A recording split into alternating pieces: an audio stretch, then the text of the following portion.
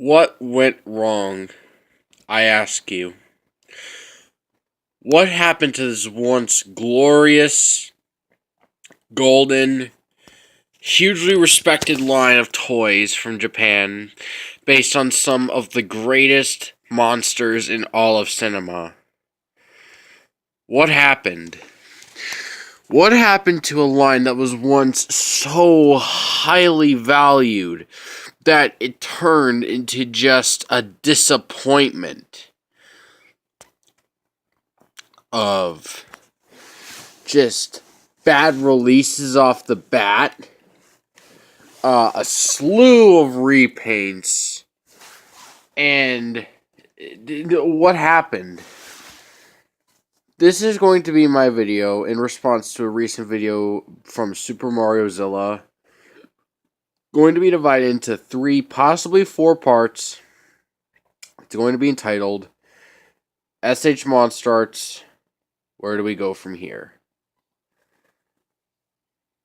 So I'd probably have to say, let's get started.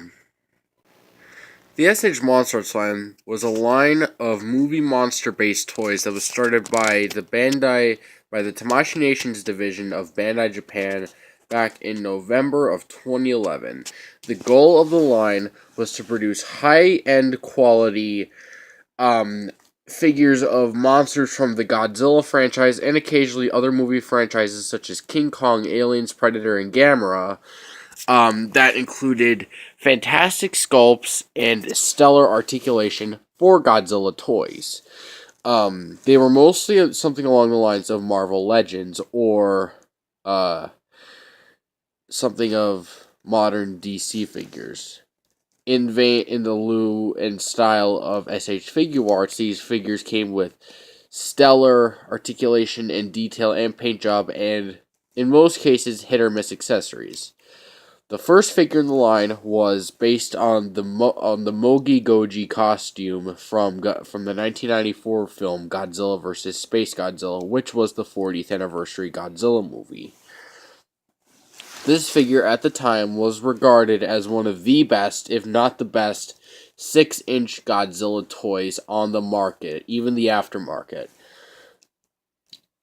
The level of detail is unprecedented. The paint job was a hit or miss with some people. The atomic breath accessory was the same. Some people loved it. I thought it was okay, but other people hated it. Overall, it was a great release and an awesome start to the line. We get a slew of monsters afterwards, most of which were monsters based on Godzilla. The first 3 were all based on Godzilla himself. We just got Godzilla, we got Mechagodzilla, and Space Godzilla.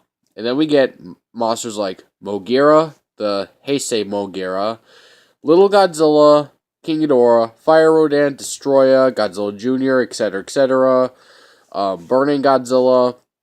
We get a slew of great releases with a few minor hiccups from 2011 to 2013, which I like to call the Fire and Excitement, or not Fire and Excitement, that was already taken, the Flame and Thunder of MonsterArts. It was pretty much the greatness of the line where all the fantastic-y stuff span out.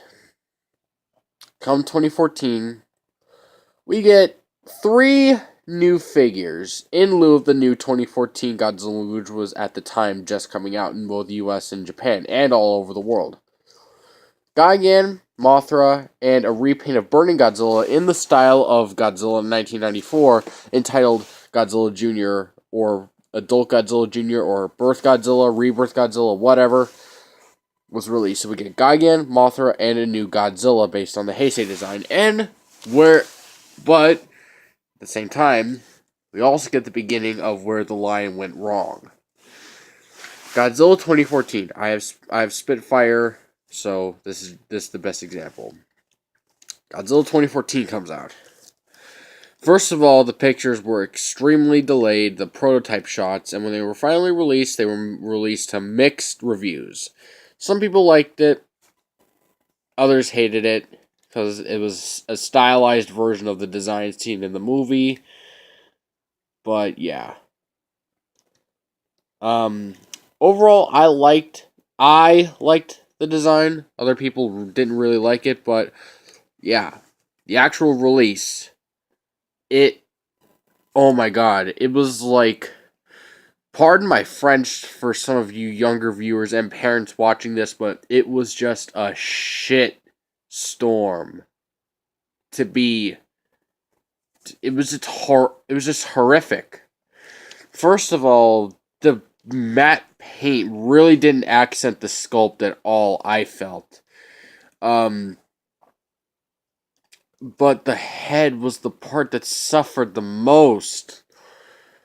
First of all, you can't see on mine because mine is an improved version, or I would like to believe it's an improved version. Um, there was red on the snout. The front of the snout, there was red. For no reason. Presumably paint bleed.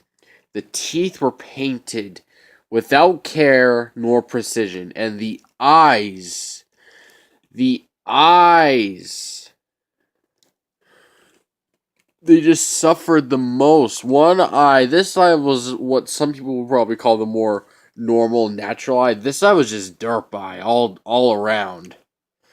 Like, and they were pointing in two different directions. Like, some were pointing out to the side, some were pointing forward.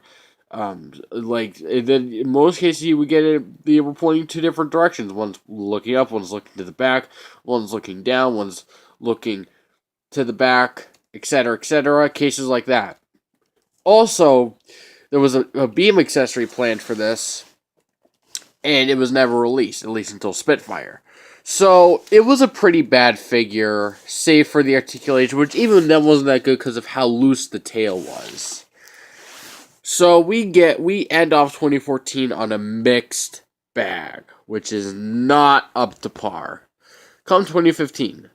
By this point, a new Godzilla movie slated for a Toho release in 2016 has been announced. Oh! That's great. That's fantastic. We can get new figures to help us win the meantime to help us build up the hype. NECA and MonsterArts, because Bandai obviously can't get off their asses and do something. We can count on Super Articulates.